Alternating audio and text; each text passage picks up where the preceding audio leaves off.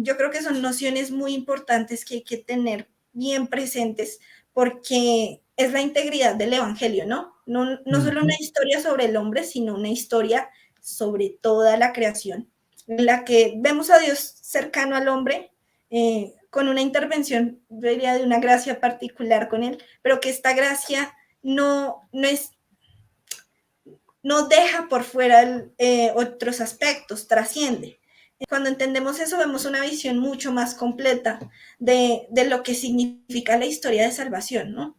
Y de cómo viene a transformar absolutamente todo en nosotros. Y el deseo de Dios es redimir todo para que tienda hacia Él.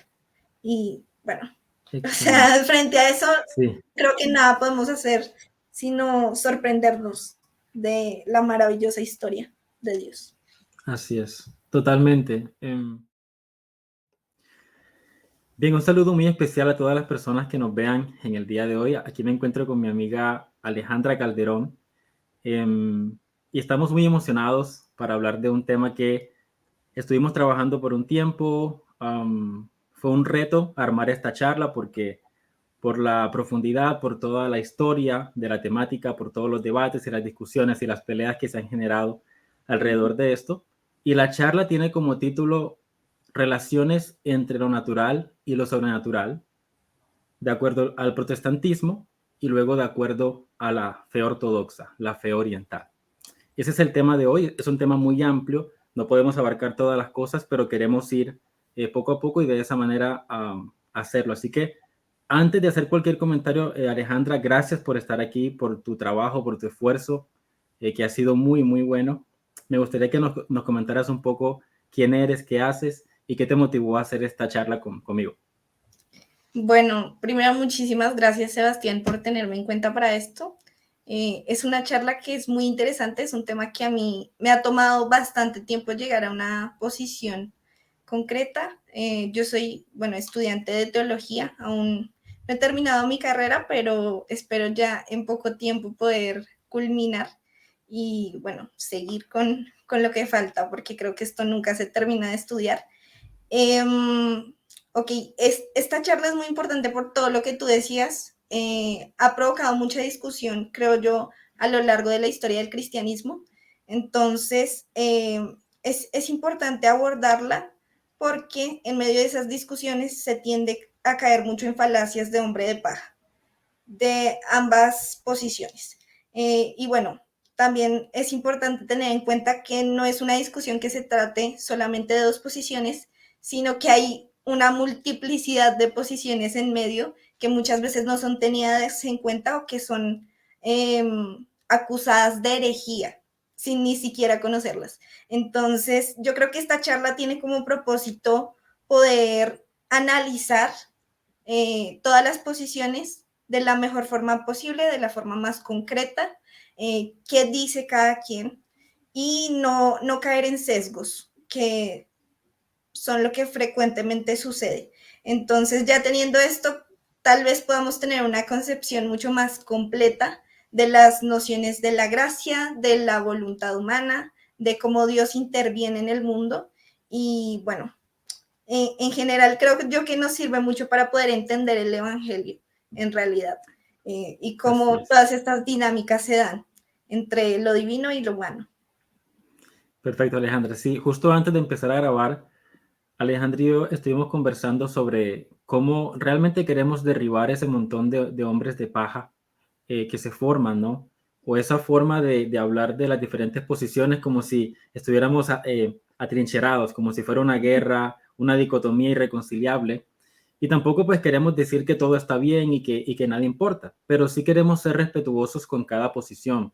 Yo creo que aquí hay que asumir la actitud cristiana del apóstol Pablo, que cuando él salió, por ejemplo, a ese mundo amplio, más allá de lo que él conocía, ese mundo desconocido se enfrentó a una gran multiplicidad de pueblos, pero él asumió un carácter cristiano y él decía, a los judíos me hago judío, a los gentiles me hago gentil, a los sabios me hago sabio, y así. Entonces es como que esa actitud cristiana de si yo quiero analizar una posición que es desconocida para mí, yo tengo que primero hacer como que fuera mi posición, o sea, de alguna manera encarnarme en aquello que yo no conozco antes de atacarlo. Entonces, ese es como el espíritu que queremos que inunde toda esta charla. Así que bueno, sin más rodeos, la charla consiste en tres partes principales. Número uno, el tiempo lo va a tener Alejandra para contarnos un poco de las principales posiciones protestantes. Quizás no todas, pero sí las principales. Luego la segunda parte de la charla va a ser la manera como la ortodoxia maneja esto de lo natural y lo sobrenatural, lo divino y lo humano. Y luego la tercera y última parte va a ser una serie de conclusiones a las que Alejandra y yo llegamos como individuos y también conversando luego de hacer todo este recorrido teológico. Así que, sin más introducciones, Alejandra, el tiempo es tuyo. Ok, bueno, vamos a partir, para poder explicar el protestantismo, tenemos que tomar de San Agustín para poder explicar por qué se llegan a las conclusiones que se llegan en las distintas posiciones protestantes. Porque aunque dentro del protestantismo sí que es cierto que hay varias posiciones, todas dominan un lenguaje muy agustiniano y también toman conceptos propios de San Agustín. Entonces, es muy importante tener en cuenta que San Agustín establece las relaciones entre lo humano y lo divino, no necesariamente partiendo de la creación, sino partiendo desde una visión antropológica. Y esta visión se empieza a desarrollar pues en la medida en que el pensamiento de San Agustín cambia, ¿no? Porque hay que tener en cuenta esto, y es que la teología de Agustín no es uniforme. Él cambió de pensamiento a lo largo de su vida. Primero, bueno, en su discusión con los maniqueos, recordemos que él era maniqueo, y bueno, no satisfizo su intelecto entre entender el problema del mal, así que después en su conversión, pues él va a atacar el maniqueísmo, pero llega a tener una posición un poco parecida a la que tiene hoy día el catolicismo romano, de pronto un poco en común a la ortodoxia, y ya hacia el final de su vida toma la posición que hoy tiene en el ala protestante, el calvinismo. Entonces, bueno, hay varios conceptos muy importantes de entender para poder entender el protestantismo y para poder entender a San Agustín, y es que esta noción de la gracia y de cómo interviene Dios con el hombre se da a partir de su discusión con Pelagio. Y en esta discusión se va a empezar a formular lo que conocemos como las doctrinas de la gracia. De pronto, San Agustín, no sé si las concreta completamente como lo hace el calvinismo, pero sí establece las bases para poder entenderla. Entonces, para San Agustín es muy importante entender que a partir de la caída, el ser humano pierde su libre albedrío. Y esto lo vemos, por ejemplo, del espíritu y la letra. San Agustín menciona, voy a citar: el libre albedrío no sirve sino para pecar, cuando no se conoce el camino de la verdad, pero cuando comienza a descubrirse lo que se debe hacer y lo que debe encaminarse al esfuerzo, si falta el gusto y el amor, no se obra, no se recibe y no se vive bien. Para orar esto se difunde en el corazón la caridad de Dios, no por obras del libre albedrío inherente a nosotros, sino por medio del Espíritu Santo que nos fue comunicado. Entonces, San Agustín va a decir, como lo dice Romanos 3:23, el hombre no puede hacer sino pecar, ¿no? Entonces, el libre albedrío solo peca. El hombre solo tiene una tendencia natural hacia el pecado, eso lo podemos ver en las escrituras, pero también lo identificamos pues en la realidad, ¿no? Solo con la observación podemos darnos cuenta que todos los seres humanos pecan. Entonces, esto también Lutero lo va a llamar servo arbitrio, que es el albedrío es siervo del pecado, está esclavo. De ahí que realmente no es libre, no hay verdadera libertad porque el ser humano está dominado por el pecado. Entonces, si hay una dominación del pecado, no hay dos opciones. El ser humano está tendiendo naturalmente hacia el pecado y no hay nada que se lo impida. Entonces, esto es lo que establece para San Agustín la naturaleza de la caída, lo que vamos a llamar después depravación total. Y es muy importante entender este concepto porque la depravación total, o otros también lo pueden llamar corrupción total, no es lo mismo que decir que el hombre no puede hacer absolutamente ningún bien. Y de pronto en esta discusión se ha tenido una noción muy equivocada de la depravación total que ni siquiera los reformadores tenían. Entonces, lo que está queriendo decir un reformado, o lo que quiso decir también San Agustín, es que el ser humano continuamente está rechazando a Dios. En su condición caída, él no busca a Dios, no lo desea. Pero esto no significa que el ser humano no pueda realizar ningún bien horizontal, es decir, que no pueda realizar ningún bien social. Entonces, la depravación total no significa, uno, que el hombre es tan malo como podría llegar a ser, porque evidentemente no vemos que vivimos en un mundo en que vemos el pecado actuando constantemente, pero todos no lo hacen de la misma medida ni de la misma forma, ni todo es absolutamente un desastre en el que ni siquiera se pueda vivir.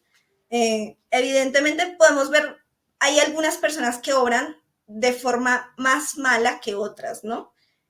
Hay quien mata, hay quien abusa y hay quien dice mentiras. Entonces podemos sopesar de alguna manera esos pecados pues en la cotidianidad.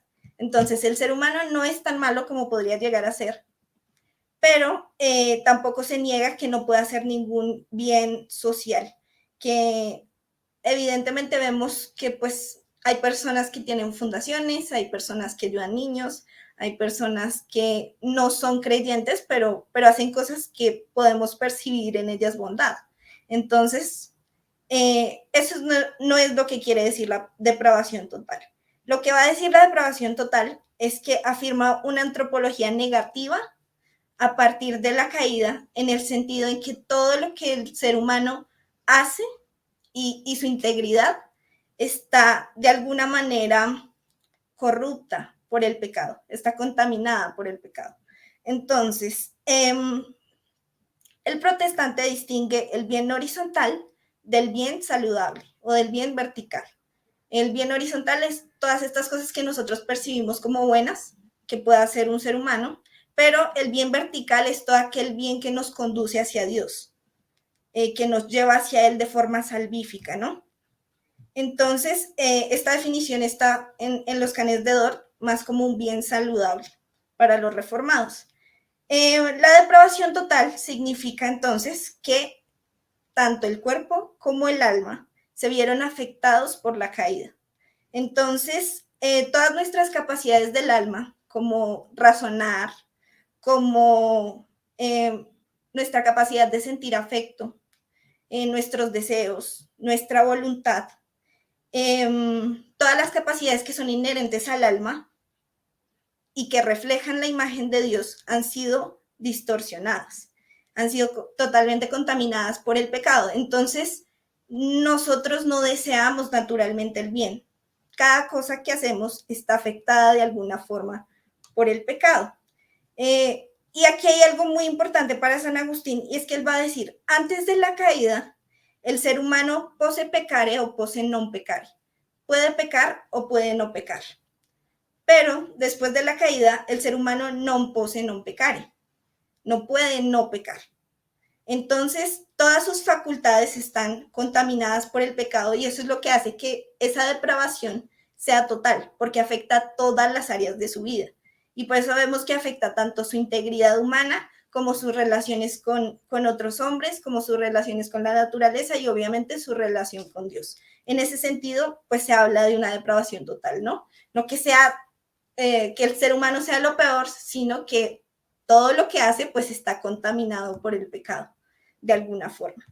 Entonces, ya teniendo estas nociones, pues podemos hablar realmente de lo que es la herejía, de lo que es el pelagianismo y por qué es herejía. Entonces, el pelagianismo es un sistema en el cual la persona humana es capaz de lograr la salvación completamente por su cuenta.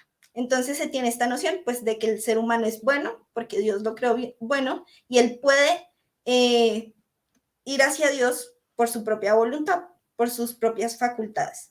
Entonces se reconoce de alguna forma pues que hay una gracia de Dios que sostiene el mundo, pero el ser humano ya es inherentemente bueno, entonces él puede ir hacia Dios sin la necesidad de Dios.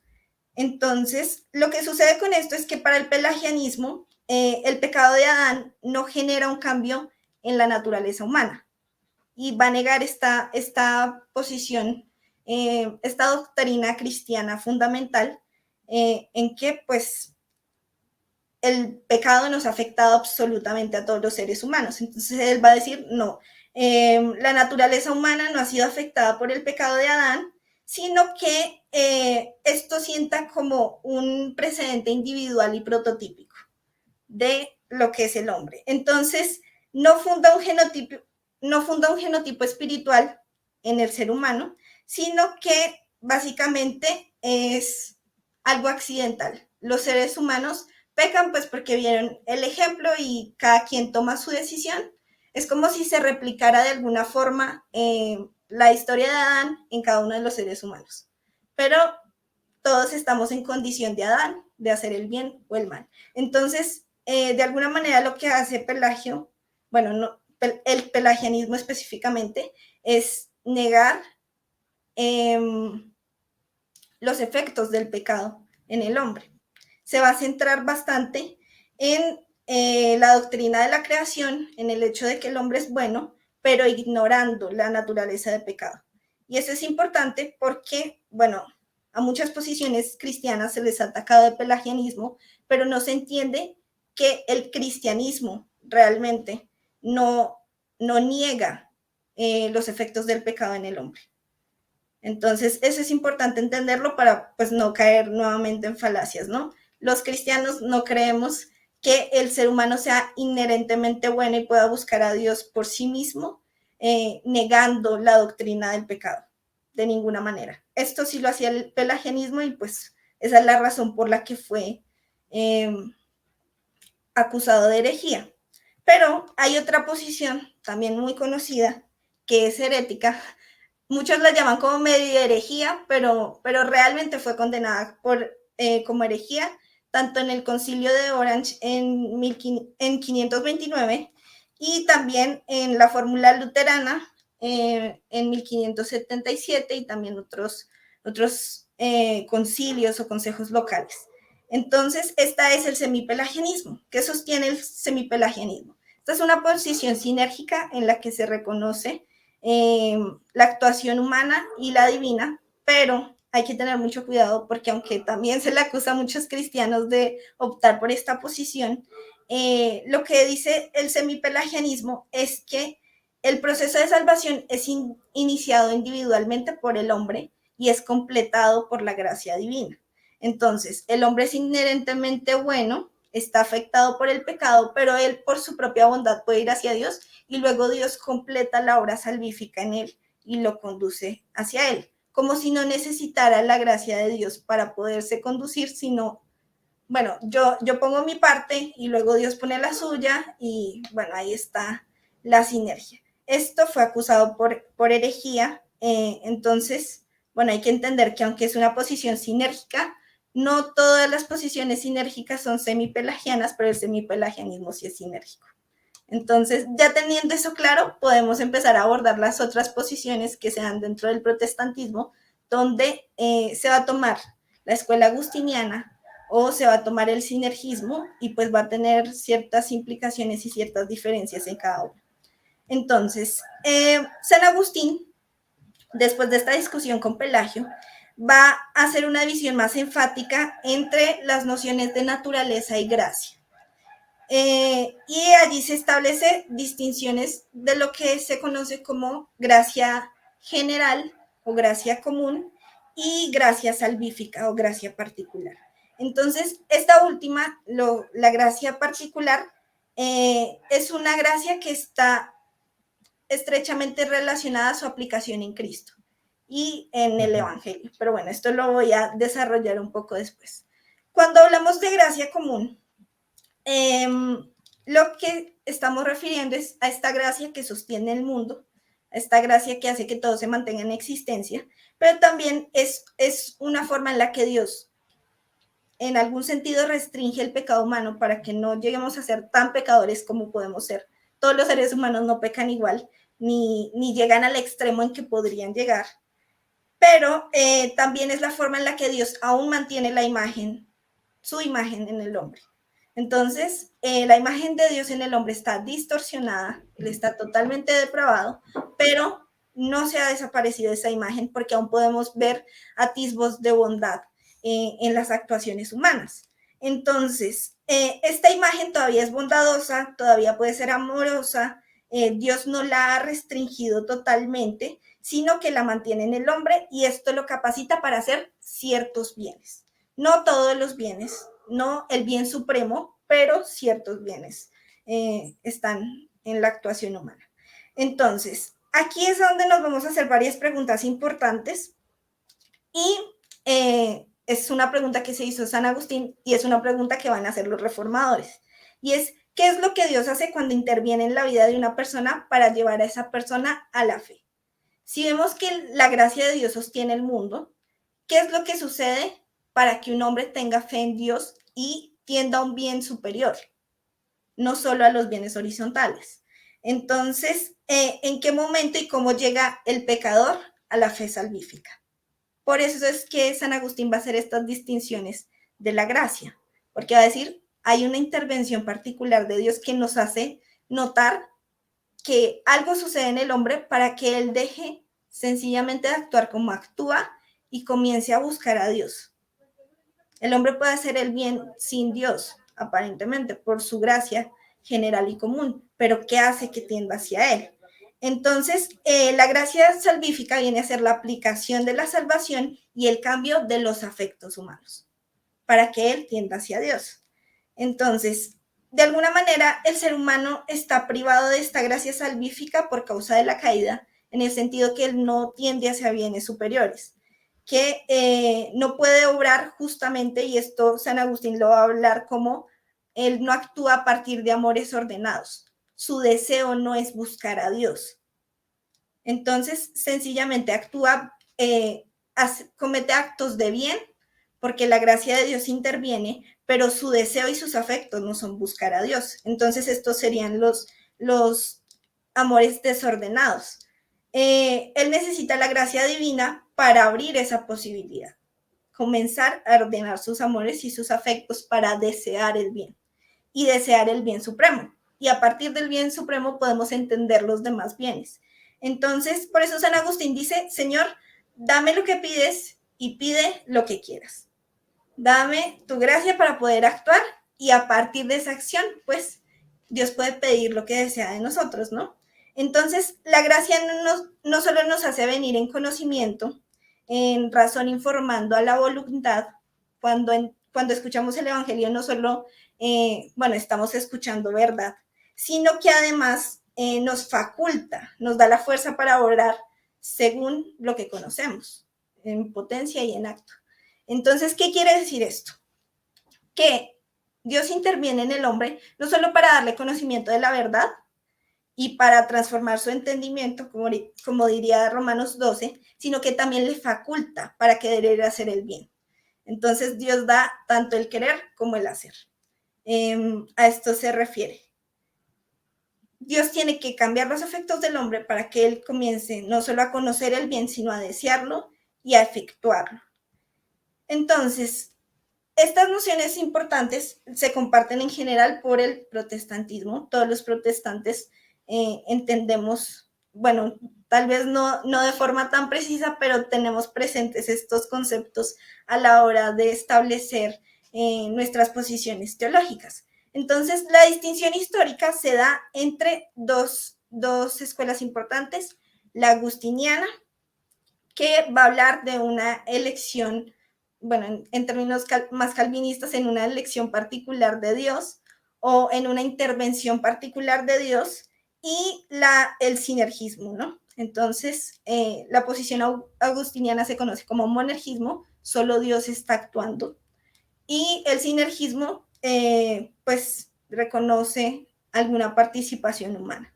Entonces, ambas posiciones, y aquí esto es muy importante porque estas posiciones no están solo dentro del protestantismo, están en todo el cristianismo, reconocen la necesidad de la gracia como fundamental absoluta para la salvación. Entonces, nadie niega que el ser humano necesita la gracia de Dios para ser salvo. Todos la reconocemos independientemente de la posición. Pero las diferencias se van a dar en que vamos a hacer una serie de preguntas como hasta qué punto la gracia es necesaria o en qué medida la gracia es necesaria.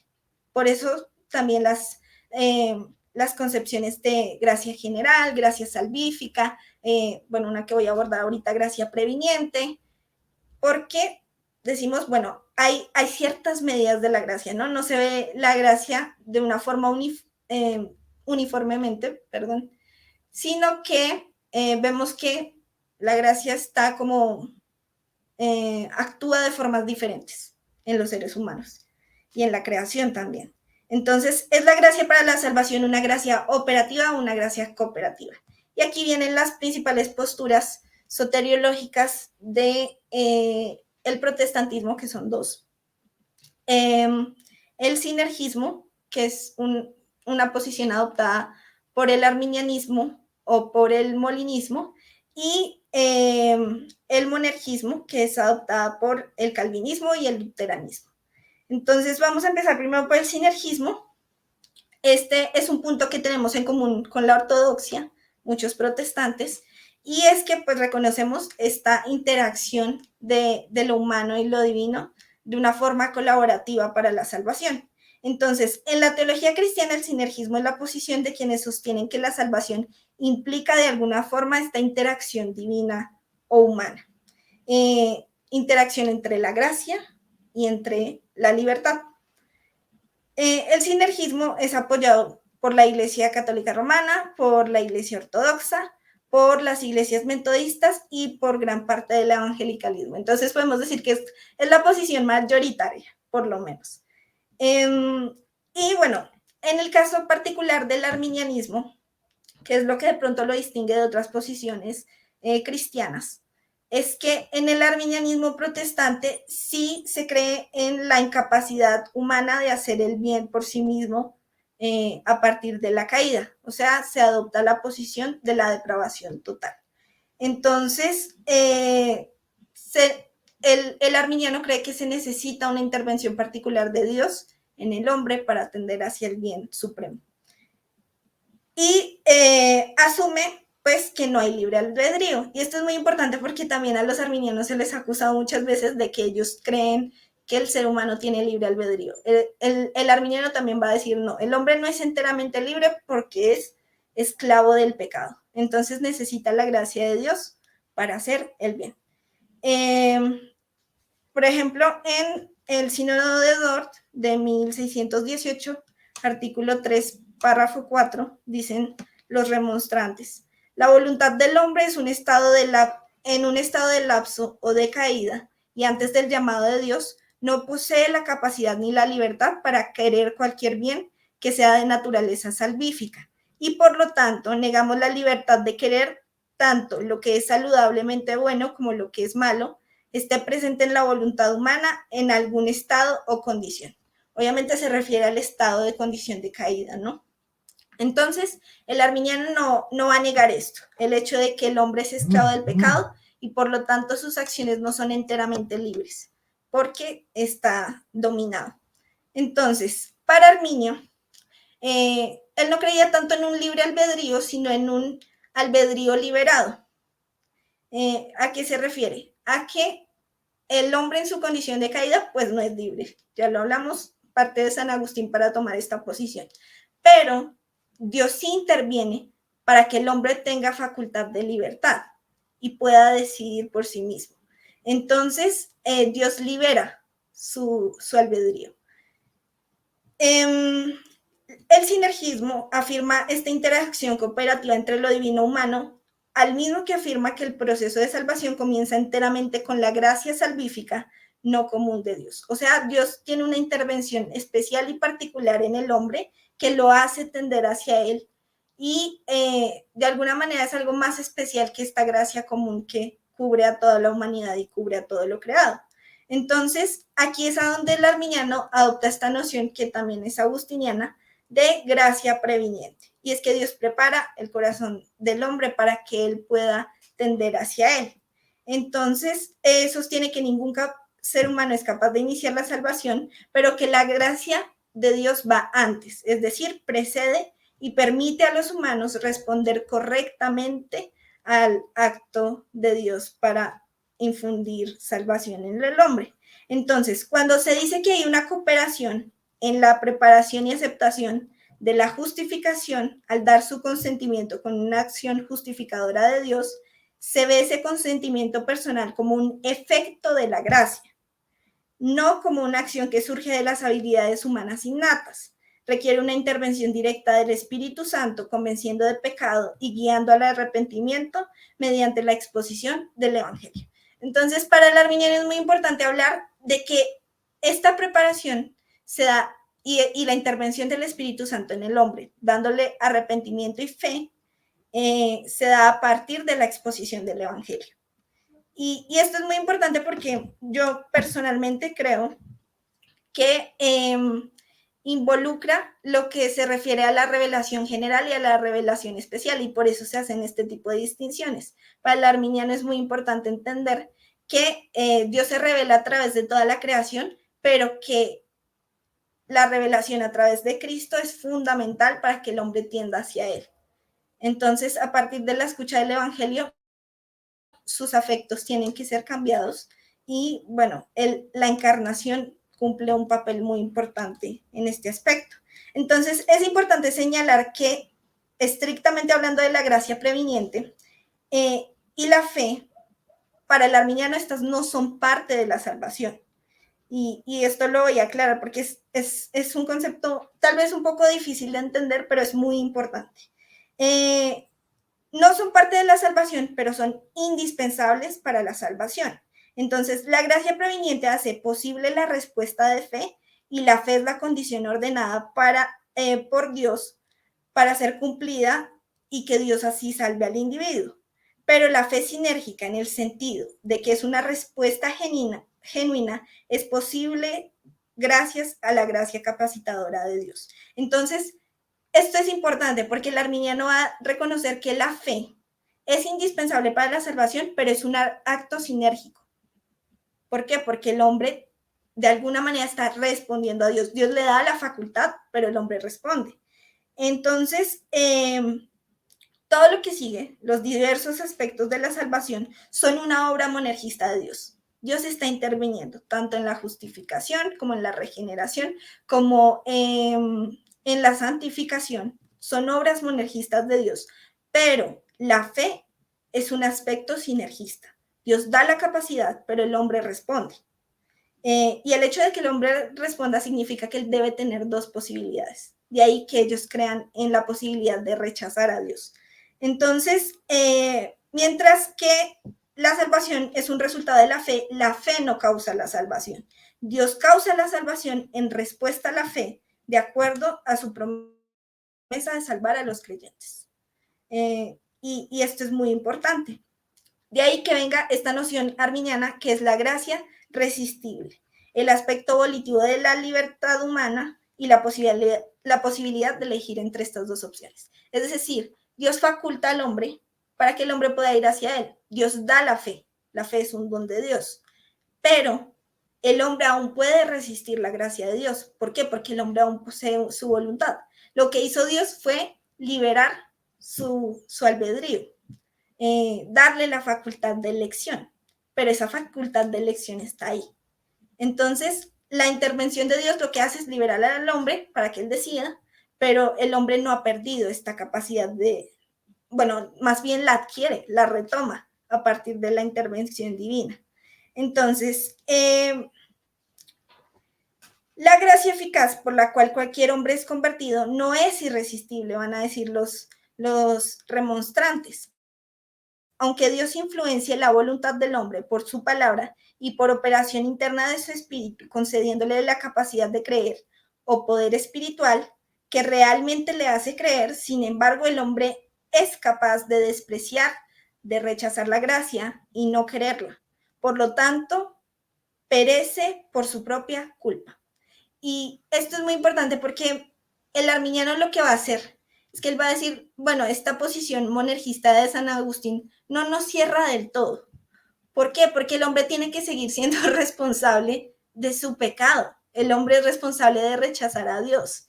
Y como es responsable de rechazar a Dios, incluso escuchando el Evangelio, pues tenemos que reconocer que Dios libera su albedrío para que él pueda ir hacia Dios o rechazarlo.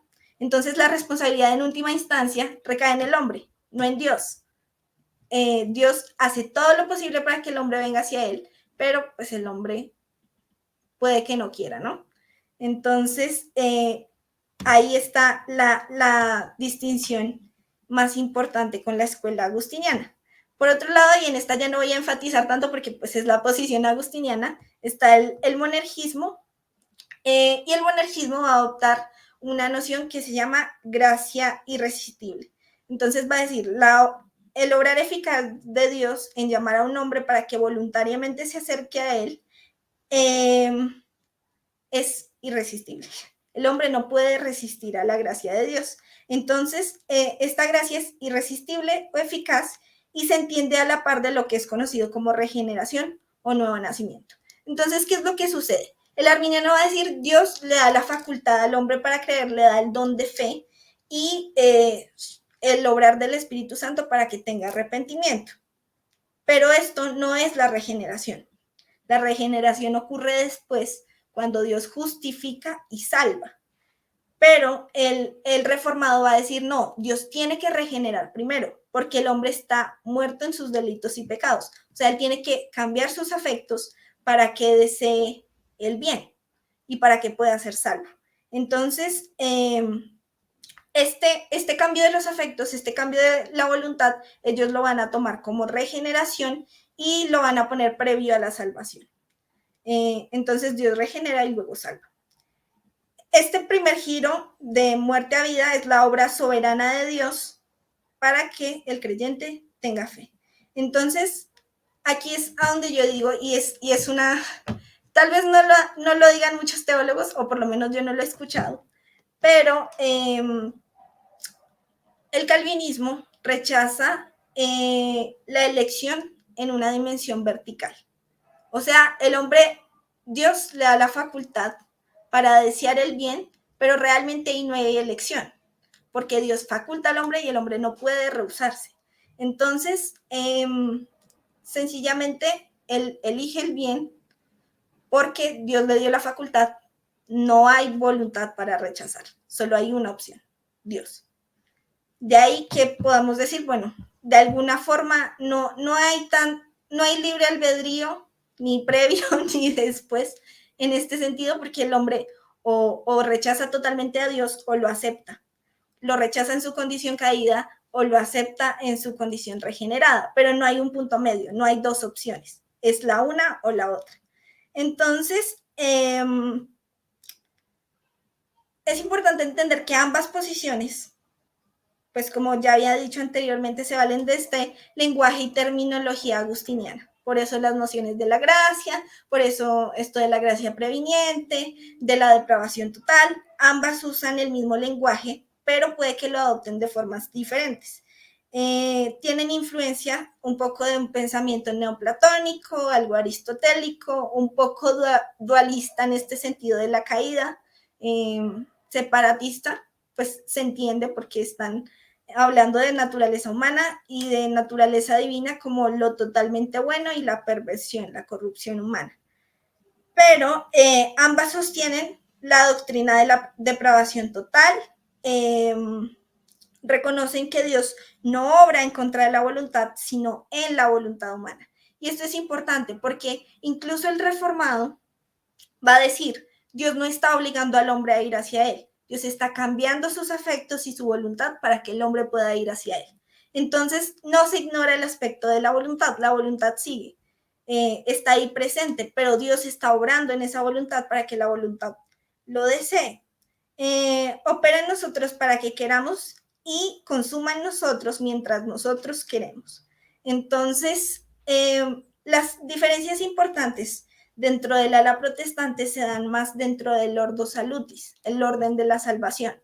Y este aspecto de la gracia resistible y la gracia irresistible son lo que van a definir mucho de su pensamiento y de su formulación teológica. Sin embargo, tienen estos conceptos como inherentes a la posición agustiniana y pues reconocen la gravedad del pecado ambos y la necesidad de que Dios actúe en la voluntad y no en contra de ella.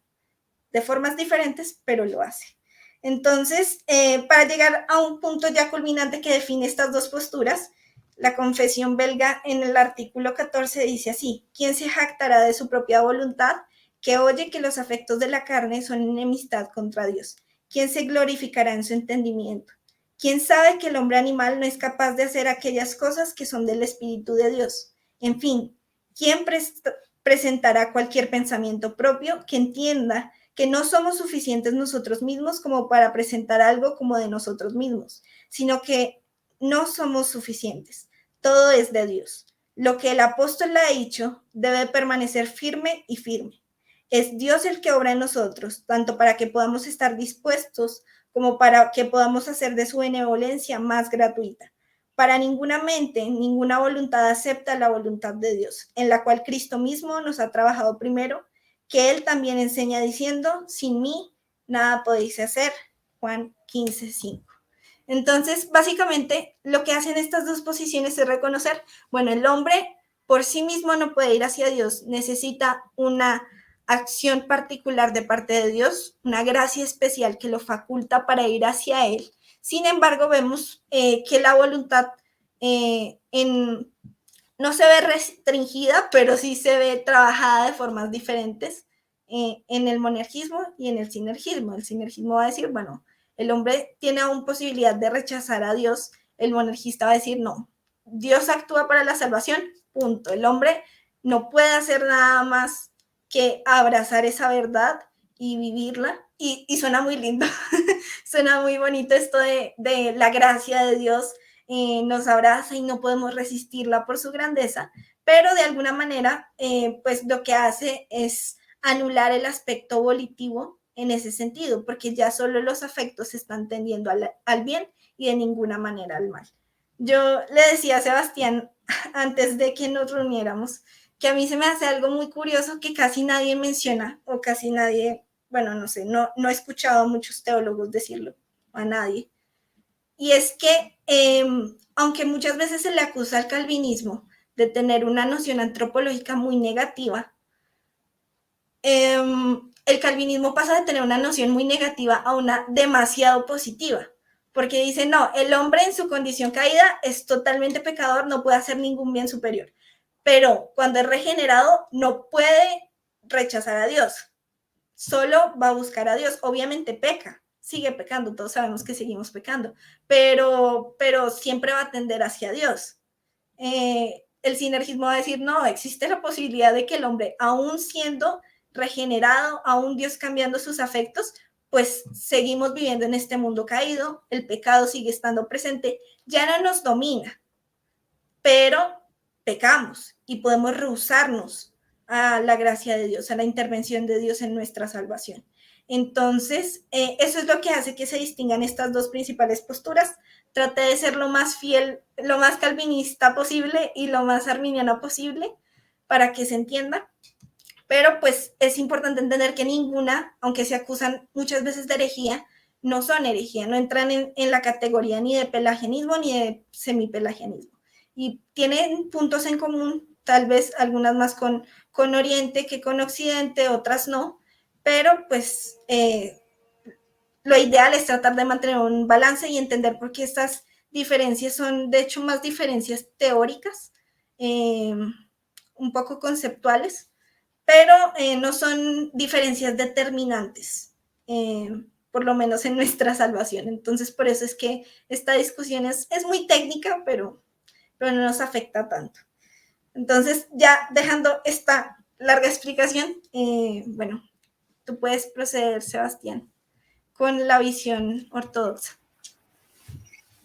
Perfecto, Alejandra, muchísimas gracias por esa presentación muy detallada, muy respetuosa de cada posición, y gracias por eso. Antes de entrar de lleno a la ortodoxia, me gustaría, como para que la audiencia quede un poquito más clara en cuanto a cómo todas las posiciones que mencionaste siguen trabajando en el marco de Agustín, conversar un poquito de forma espontánea cuál es ese marco agustiniano del que nunca se salen, incluso todas estas posiciones y sus variaciones. Es el marco de el mérito y el desmérito. Es esta distinción fundamental entre lo que es de Dios y lo que es del hombre. Y hacer teología o hacer antropología partiendo mucho de la carencia humana. Ese es mucho el marco agustiniano, ¿no? Y ya luego entonces van a venir este montón de diferencias que no son tan marcadas como decías, que son más sutiles, pero siempre en este marco de referencia. No sé qué más quieras agregar a de qué forma estas posiciones siguen trabajando con los términos de Agustín.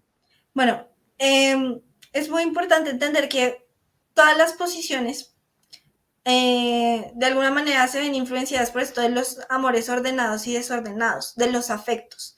Por eso se habla tanto de la voluntad y de Dios interviniendo en la voluntad humana, tanto en el arminianismo como en el calvinismo. ¿Por qué? Porque de alguna forma tenemos que seguir reconociendo que el ser humano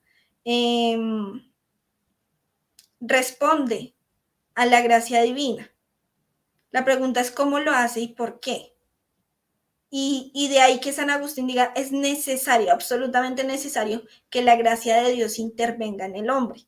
Y esto es lo que tienen en común todas las posiciones. Van a decir, Dios tiene que actuar en el hombre para que sus afectos sean cambiados y ellos realmente busquen de forma intencional a Dios por sus afectos. Entonces, al tener afectos ordenados, realmente hay mérito.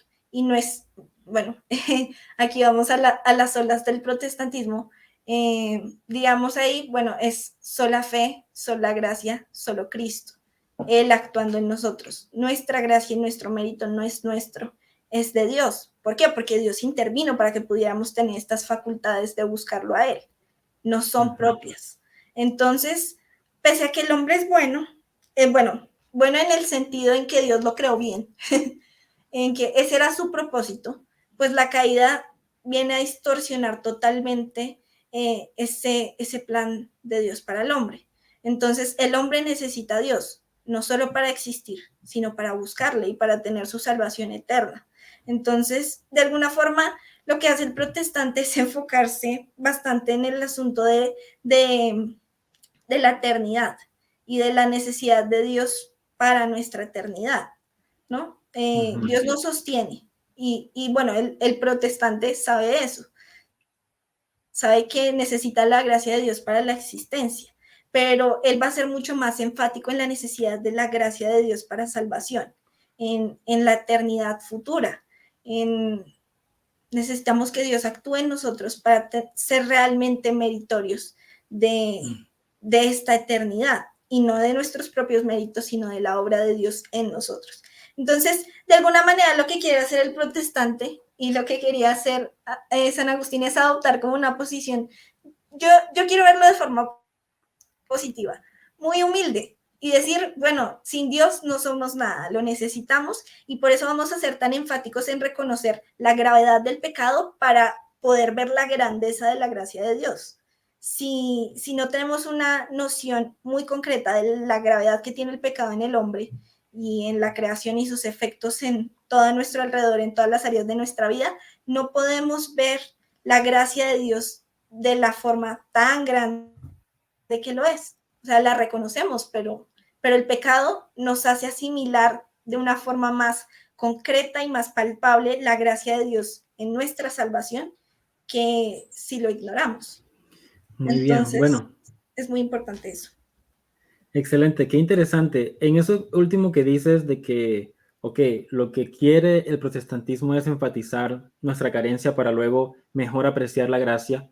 Ahí se ve mucho el espíritu de San Agustín. Por ejemplo, si lees el libro Confesiones, ese es como su gran aporte, porque es realmente un aporte extremadamente valioso, su conciencia de absoluta dependencia, su conciencia de absoluta carencia, y cómo él realmente no es libre, ¿no? Él dice, no nos jactemos de ninguna libertad porque seamos conscientes de esa carencia que tenemos, o sea, ahí se ve el corazón hasta pastoral y honesto y abierto de San Agustín. Entonces, eso es muy interesante. Entonces, ¿de qué manera todas estas posiciones trabajan con San Agustín? Um, el ejemplo último que voy a dar, que es muy fuerte, muy claro. San Agustín decía que incluso antes de la caída, y ya tú lo mencionabas, o sea, incluso antes de que existiera pecado en el mundo, ya San Agustín está diciendo que Adán y Eva carecían y que necesitaban de la gracia sobrenatural de Dios para poder siquiera actuar con justicia. Entonces ahí se ve ese énfasis fuerte de San Agustín, incluso antes de la caída, de una carencia humana y de Dios actuando como respuesta a esa carencia. Entonces, por ahora no voy a hacer ningún juicio de valor con respecto a eso, nada más quiero que quede claro, ese es el marco. Bien, excelente. Muchísimas gracias, Alejandra. Bien. Ahora, pasando al sistema ortodoxo, se me hizo un poco difícil al principio saber cuál era la mejor forma de aproximarme al sistema ortodoxo, digamos, para la audiencia protestante, porque es que el pensamiento ortodoxo es irreduciblemente holístico. O sea, es difícil apuntar a una doctrina en particular como de manera sistemática. No quiero decir que no existan libros de libros sistemáticos de la ortodoxia, porque por supuesto ya puedes encontrar teología sistemática ortodoxa, pero es más la excepción que la regla. El pensamiento ortodoxo es irreduciblemente holístico por naturaleza, entonces voy a hacer un rápido recorrido de la ontología, la cosmovisión ortodoxa, y de ahí pues pasaremos a la última parte de la conversación, que son ya las conclusiones y los contrastes entre el protestantismo y la ortodoxia. Y para mis amigos católicos que se preguntarán, ¿por qué la ortodoxia? ¿Por qué no simplemente hablas de cristianismo pues tradicional, no? Bueno, es porque me quiero enfocar en los padres capadocios. Yo encuentro en el lenguaje de los padres capadocios algo muy útil para la charla de hoy, entonces me quiero enfocar en eso por el día de hoy. Bien, lo primero que hay que tener en cuenta es que mucho del protestantismo, ellos piensan como que, bueno, Adán y Eva, antes de que el pecado entrara en el mundo, estaban en una especie de estado perfecto, como paradisíaco, como que ya todo estaba completo. Pero aquí quiero señalar algo muy importante. Para la cosmovisión ortodoxa, el jardín del Edén no era ya todo ya pues realizado, no era todo perfecto, o sea, era un cosmos ideal. El jardín del Edén era perfecto en el sentido de que todo estaba perfectamente dispuesto, mas no quiere decir que ya el universo había alcanzado su plena realización. O sea, los propósitos de Dios todavía no estaban completamente realizados en el momento del jardín del Edén. Era como el punto de partida ideal que Dios había diseñado para luego extender sus propósitos a toda la creación. Y eso lo podemos ver en estos iconos, porque fíjate que cuando Cristo está creando a Adán, puedes ver atrás el desierto. Entonces, es esa idea de que el jardín es como la cima de la montaña del mundo, pero hay todo un mundo que debe ser incluido en ese espacio sagrado. Entonces, es por eso que los ortodoxos hablan de que el jardín del Edén o el universo antes de la caída estaba en un estado de potencial, necesitaba ser completamente realizado para los propósitos de Dios. Y eso entonces nos lleva, por ejemplo, a hablar de el jardín del Edén como el espacio sagrado, que es otro punto teológico que está muy ausente en toda la discusión protestante de la voluntad humana, del bien, del mal, de la carencia, de la gracia.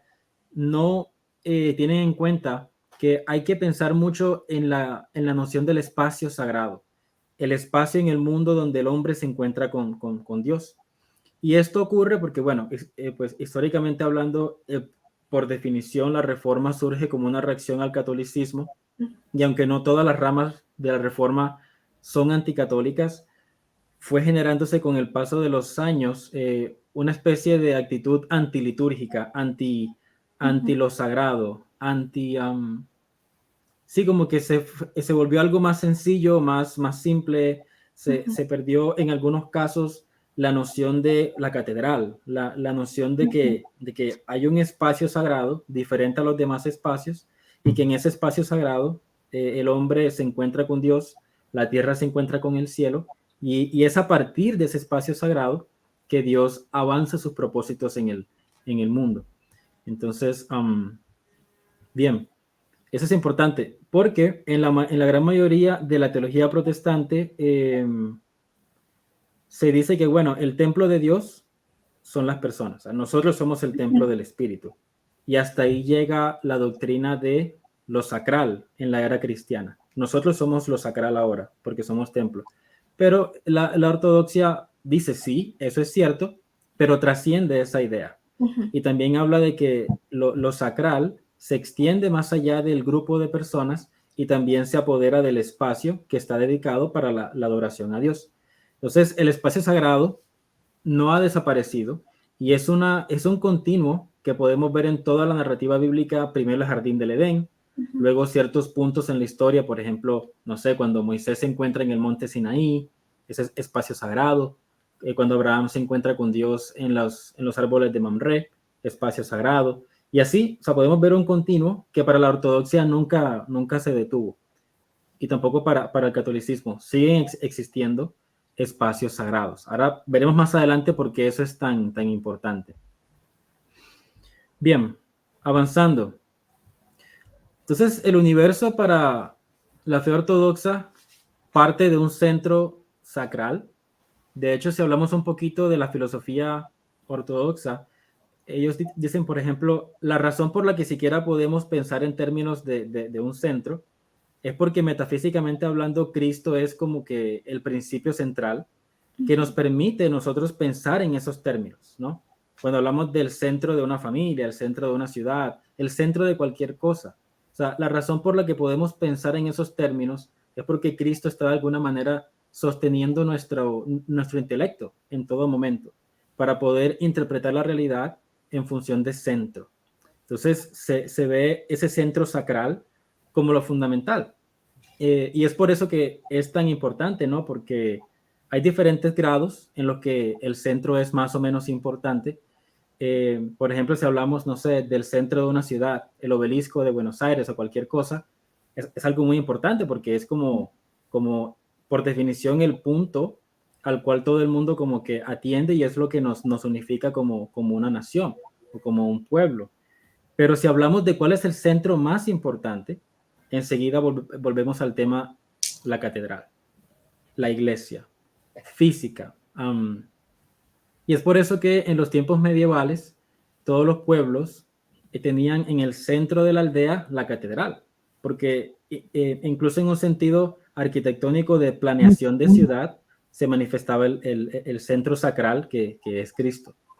Y luego partiendo de ese centro súper importante, derivaban todos los demás centros que se veían en la aldea, el centro de la casa, el centro de la familia, pero el centro de todos los centros en un sentido muy físico era la catedral. Pues también tenemos aquí la visión cósmica, la idea de que Cristo no vino solamente a salvar al individuo en el vacío. Ya Cristo no vino solamente a resolver el enigma de mi voluntad versus la gracia.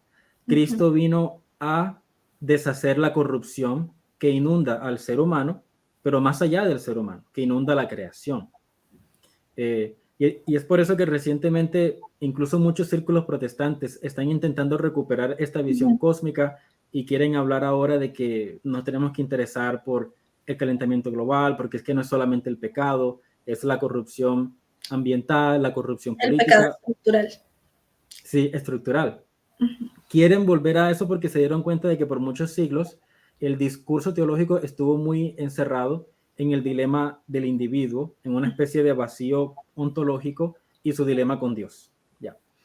Entonces la ortodoxia nunca perdió la visión cósmica y que el evangelio es un mensaje que nos habla de cómo Dios está restaurándolo todo, no solamente al individuo. Podemos hablar de un realismo cósmico. Es un título que yo me inventé para la charla de hoy. Y el realismo cósmico es básicamente la idea de que, ok, San Agustín hablaba de diferentes tipos de gracia.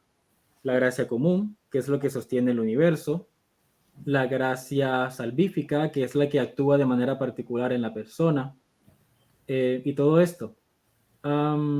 Luego, y esto lo vamos a hablar más adelante, luego el protestantismo, a como yo lo puedo entender, como que radicalizó un poco las distinciones de San Agustín. Yo creo que cuando San Agustín hablaba de diferentes tipos de gracia, era más como una distinción formal, técnica, como para enfatizar algún punto, y no tanto pensaba él en distinguir diferentes tipos de gracia, digamos, en un sentido súper estricto, ¿no? Y cuando yo comparo el pensamiento de San Agustín con la ortodoxia, lo que yo puedo ver es que la ortodoxia también entiende que hay diferentes grados de la gracia, pero es más como una idea de grados, ¿sí me explico? Por ejemplo, la gracia que vino al mundo cuando Cristo se encarnó no es diferente, no sé, a la gracia que hace posible que, no sé, que este chapstick exista. O sea, hay diferentes grados de gracia. Entonces, pero es cuestión de grados más que todo y no tanto de tipos de gracia. Bien, ahora, por eso le puse el título de realismo místico, porque es la idea de que, aunque hay diferentes grados de gracia, al final del día, la gracia que sostiene la existencia de este chapstick es esencialmente la misma gracia con la que Cristo se encarnó. Es solamente que son diferentes grados. Entonces, en ese sentido, toda la realidad es milagrosa. Ahí los poetas tienen toda la razón cuando hablan del milagro de lo cotidiano. Ellos como que intuyen que la gracia es, pues sí, que la realidad, incluso la vida cotidiana, es mística, es milagrosa.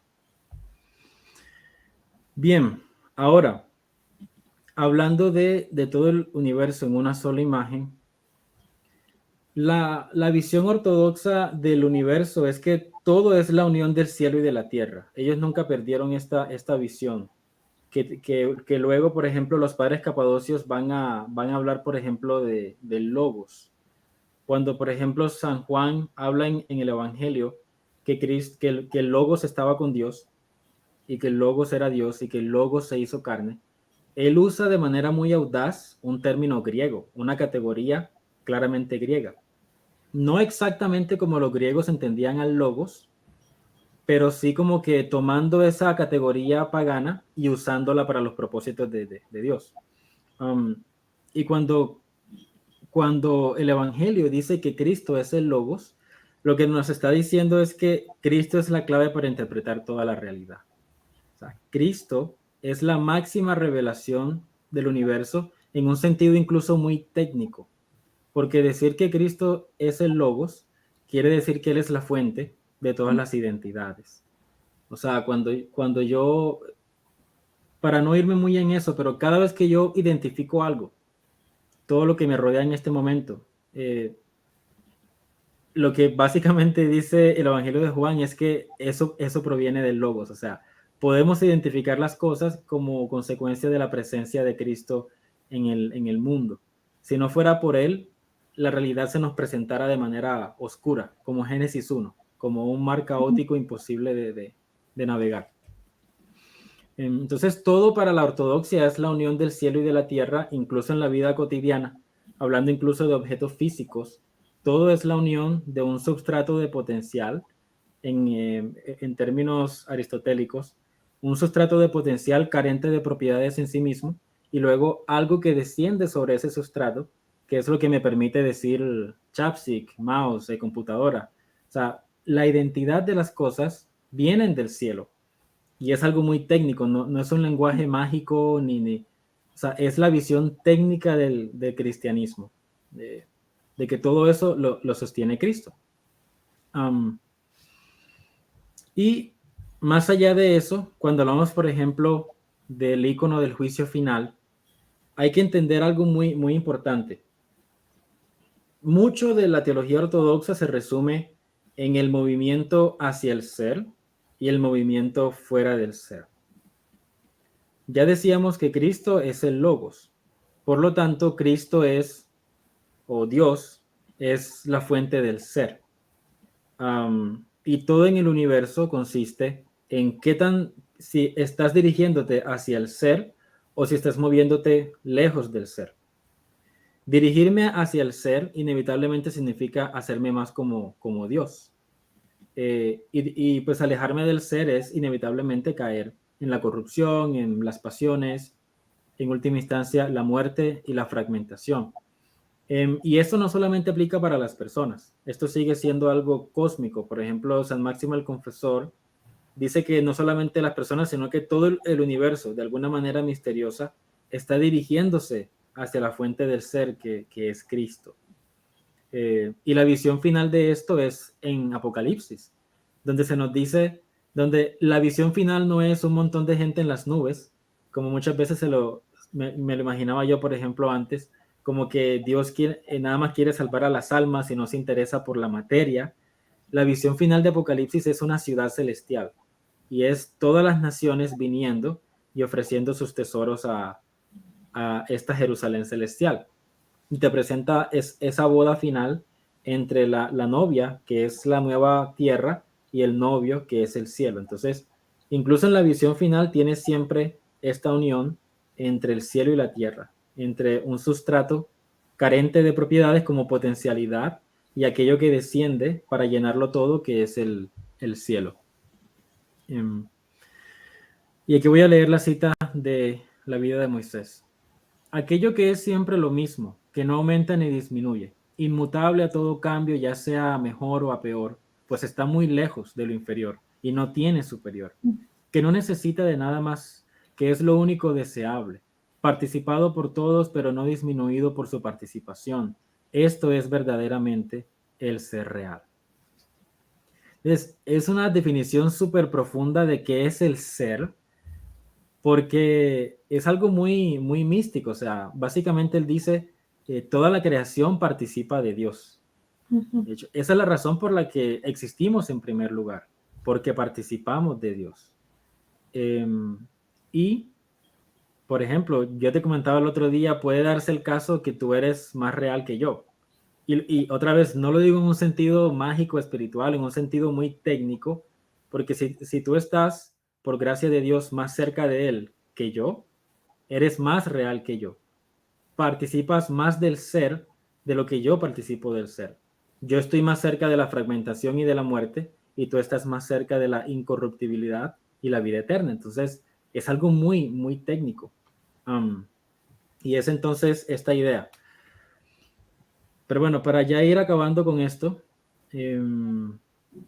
por último hay que hablar de la idea de salvación ortodoxa, que es lo que se conoce como teosis. Dice San Atanasio, porque el Hijo de Dios se hizo hombre para hacernos Dios. Y es una cita que puede escandalizar a muchos teólogos protestantes porque ¿qué está diciendo San Atanasio? Eso es una herejía. Pero obviamente él no está diciéndonos que vamos a convertirnos en Dios aparte de Dios, sino que Dios se hizo hombre para que nosotros nos hiciéramos Dios por participación. O sea, por unirnos a Dios en esa unión mística que es la unión que está debajo de todo el universo. Porque Cristo asumió enteramente nuestra naturaleza, completamente. Y la idea es que así como Cristo es completamente Dios y completamente hombre, nosotros, por estar en Cristo, que es la frase más repetida por el apóstol Pablo, en Cristo, por estar en Cristo podemos ser Dios. Lógicamente, no podemos ser Dios en el sentido de que vamos a adquirir la esencia divina. Eso es algo que para la ortodoxia es intocable, incognoscible, pero sí podemos llegar a ser Dios en el sentido de participar de la naturaleza divina. Y si a alguien le escandaliza eso, está en Primera de Pedro, lo siento. Es el apóstol Pedro el primero en decir participar no de la gracia ni siquiera, sino de la naturaleza divina. Sí. Entonces, Y lo ilustro con el icono de la resurrección, de que Cristo descendió al inframundo y está levantando de la tumba a Adán y a Eva. Y es una forma simbólica de retratar cómo Cristo está redimiendo no a unos individuos, sino a toda la creación, a toda la humanidad. Entonces siempre como que vuelvo a la visión cósmica, a la gran imagen de todas las cosas y la redención no solamente de individuos, sino de toda la creación. Um, y la teosis es básicamente, pues, es eso, es participar de la energía divina, una energía que es eterna, una energía que es increada, que es Dios mismo, porque los ortodoxos dicen que la energía que sostiene el universo no es creada, que es Dios mismo haciéndose presente en el mundo y de esa manera sustentándolo. Y puede ser chocante porque suena como que a una especie de, de panteísmo, de panenteísmo, ¿no? Como que todo, entonces todo es divino, ¿no? Pero no es, no sé si alguien lo quiera llamar panenteísmo, en el sentido de que Dios está presente en todo, pero hay que tener en cuenta que la ortodoxia siempre separa la esencia divina. ¿Ya? La esencia no está en la creación, es infinitamente otra cosa. Sin embargo, la manera como Dios se hace presente en la creación sigue siendo profundamente personal, o sea, es Él. No es una gracia creada, no es una energía que Él creó para crearnos, es la energía que procede de la esencia eterna de Dios. Entonces, cuando vemos esta visión y pensamos en las diferentes opciones o las diferentes posiciones protestantes, vemos una serie de diferencias interesantes. Por ejemplo, la idea de que, según la ortodoxia, entonces hay un movimiento hacia el ser y un movimiento lejos del ser. Y ese movimiento es progresivo, o sea, de hecho, uno de los iconos más utilizados por los monjes para santificarse es el monje de la escalera de Jacob. Y ellos entonces entienden la santificación como una serie de escalones, como algo muy gradual que te va llevando más y más cerca al ser. Entonces, y el icono de la escalera de Jacob no es solamente para los creyentes, sino que es una escalera cósmica completa, desde estar juntico a la fuente del ser y el infierno. Entonces, ves que es como un continuum ininterrumpido desde estar al lado de Dios hasta estar completamente lejos de Dios.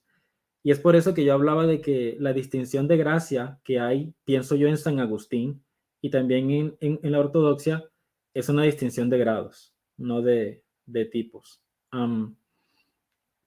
Lógicamente, cuando yo escucho el Evangelio y por esa predicación Cristo se manifiesta, se presenta delante de mí en ese momento, ahí estoy experimentando un grado de gracia superior a cuando me levanto en la mañana. Pero sigue siendo cuestión de grados, sigue siendo cuestión de grados, sino de tipos diferentes, súper diferenciados de gracia. No sé si hasta ahí tengas pues, una pregunta o algo más para comentar con respecto a la ortodoxia. Me parecía muy interesante muchas de las cosas que decías,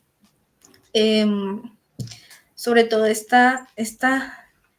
tema de que el propósito de Dios es llevarnos a Dios, pero hablando en términos como metafísicos, ¿no? De las esencias. Es bien curioso porque, bueno, ahorita estamos como mucho en conflicto con el tema de nueva era.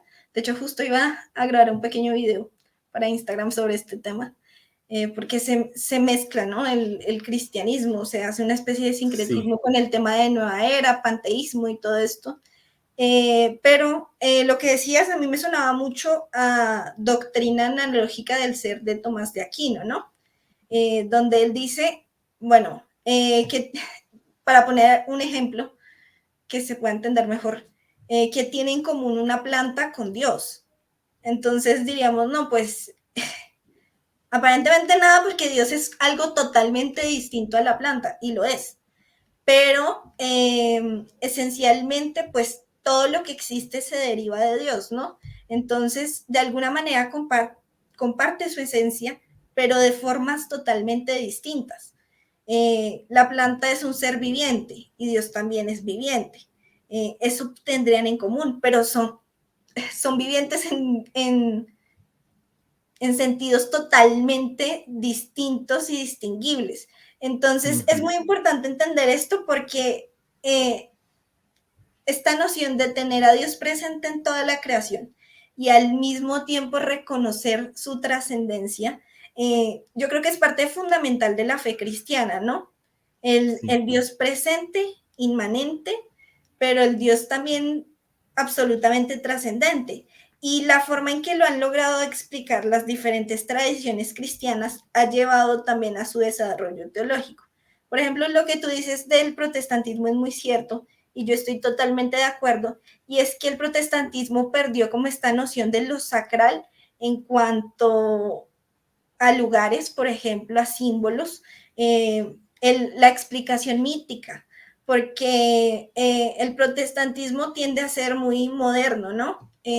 Humanista también, aparte del hombre para su teología, el pecado humano, la gracia y la voluntad, y olvida un poco estos aspectos y de alguna manera también pierde lo sacral. Eh, el protestantismo, pues realmente al hacer reforma, critica pues todo este aspecto del catolicismo de tener las iglesias súper grandes, súper adornadas y que eso sea lo santo. Y lo que quiso hacer el protestantismo con buena intención, pero a veces un poco malos resultados, fue tratar de llevar lo sacral a lo cotidiano, ¿no? Y por ejemplo, eso lo vemos en los puritanos, lo vemos también en la música protestante, en el arte. Ya no se pintaban entonces tanto imágenes de Cristo, de María, de los apóstoles, sino que se pintaba, por ejemplo, a una niña leyendo su Biblia, a una mujer cocinando, porque quería trasladar como esto sacral a lo cotidiano, el tema de el sacerdocio de cada creyente, que tú lo decías bien, somos templo, entonces dejar esta figura estructural de la iglesia episcopal para llevarlo un poco más al pueblo, hizo de alguna forma, aunque con muy buena intención, perder esta naturaleza sacral y la importancia del rito, de la liturgia, del símbolo eh, dentro de la fe cristiana. Entonces, es importante como encontrar un balance entre ambas, ¿no? Entre lo sagrado está en lo cotidiano, pero que definitivamente podemos percibir cosas de lo sagrado de una forma más palpable a través del símbolo. Entonces, es algo que yo he discutido, esto ya es más personal, pero es algo que he discutido con algunas personas últimamente. Y yo decía, bueno, es triste que la mayoría de iglesias evangélicas, que ya son el predominio del ala protestante, ya no hay tantas iglesias históricas, sino sobre todo, pues, evangélicas, pentecostales, perdieron mucho esto de tener una iglesia que se sienta como una iglesia, ¿no? Ahora es un auditorio, ahora es un teatro, Sí, no es un es... concierto. Ajá. Entonces, esa pérdida de lo sagrado, pues ha influido mucho también en la forma en que vivimos la fe. Y por eso es tan importante y creo yo que muchos protestantes están interesados en volver a esta visión un poco más ortodoxa, un poco más universal y mística, en la que entendemos, bueno, sí, lo cotidiano es importante y Dios está en la simpleza de lo que hacemos día a día, pero también es bueno tener este aspecto místico y simbólico porque le da mucha riqueza a la fe cristiana. Bien, excelente, me parece excelente. Ahora, volviendo a lo de la ortodoxia con referencia a las posiciones protestantes, ya vimos a través de varios ejemplos que di cómo Cristo es la clave para entenderlo todo. O sea, realmente Cristo es la clave intelectual en el ejemplo de las identidades, que eso procede de Cristo, la clave espiritual, la clave mística. Hay padres que dicen que en todo el Antiguo Testamento, cuando uno, por la gracia de Dios, adquiere cierta madurez, cierta transformación, uno empieza a ver a Cristo en cada historia del Antiguo Testamento. O sea, Él es como la gran gema oculta en toda la narrativa bíblica, en el intelecto humano.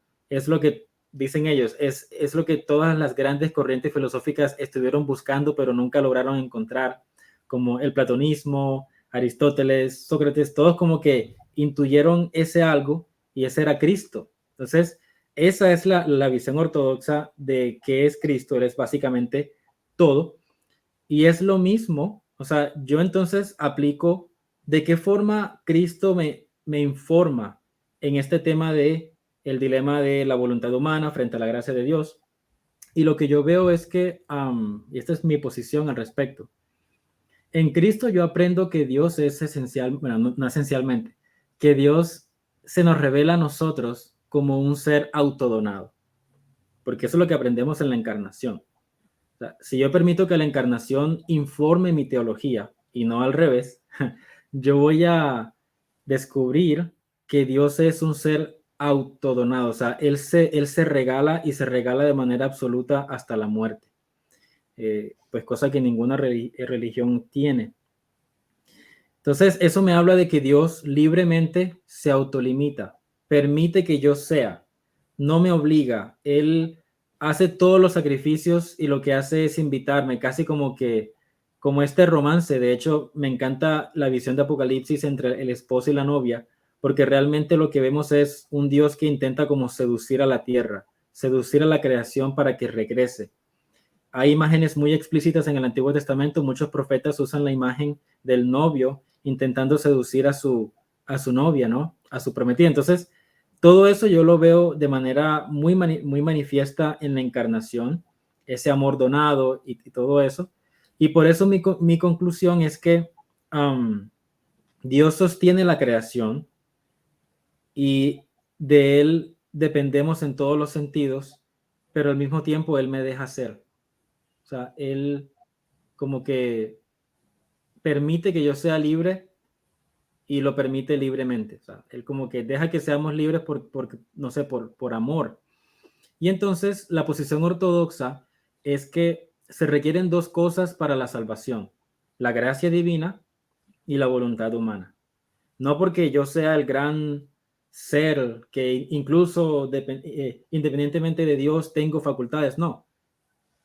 Mi voluntad juega un papel en la salvación porque Dios lo permite. Entonces, incluso en la postura ortodoxa no hay lugar para la vanagloria, porque la única razón por la que yo soy libre es por la autodonación de Dios. Entonces, eso es como que pues ya trayendo todo esto al tema que estamos hablando. Esa es la posición sinérgica y que, sí. Bueno, tenemos como algunos protestantes con la ortodoxia. Y eso, voy aquí a anotar algo, discúlpame interrumpirte, algo muy puntual. Y es que, bueno, las dos visiones lo van a responder de formas diferentes a esto que tú dices, ¿no? El sinergismo va a decir, bueno, ¿por qué vemos que no, y era la pregunta inicial que yo hacía, que se hace San Agustín y que se hacen los protestantes, porque todos los hombres no tienden a Dios igualmente? Entonces, el sinergismo va a decir, no, pues es que Dios se está limitando para que el hombre participe y por eso no todos los hombres van hacia Dios. El monergismo va a decir, porque Dios no quiere.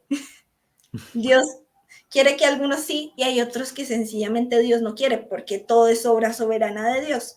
Entonces, ahí están los dos puntos diferentes entre uno que va a admitir, va a reconocer que Dios, aunque es Dios absolutamente soberano, vemos que se limita para permitirnos participar a nosotros. Eso no nos engrandece.